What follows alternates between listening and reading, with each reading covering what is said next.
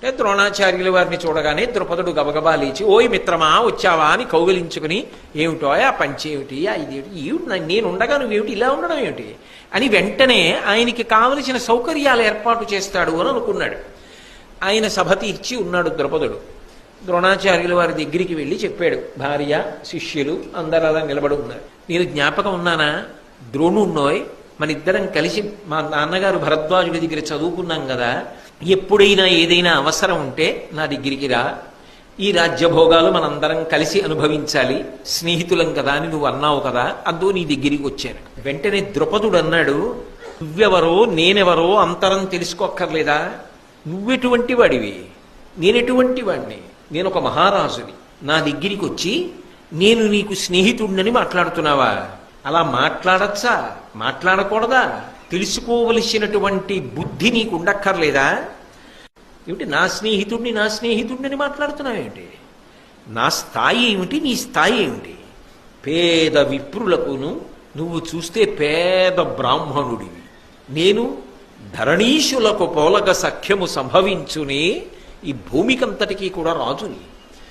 ఒక రాజుకి ఒక పేద బ్రాహ్మణుడికి స్నేహం సంభవిస్తుందా, అది సాధ్యమా, ఎలా వచ్చావు, వచ్చేటప్పుడైనా ఆలోచన ఉండక్కర్లా.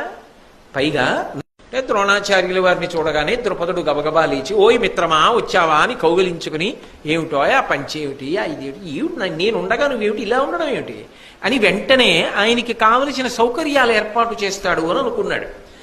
ఆయన సభ తీర్చి ఉన్నాడు ద్రుపదుడు.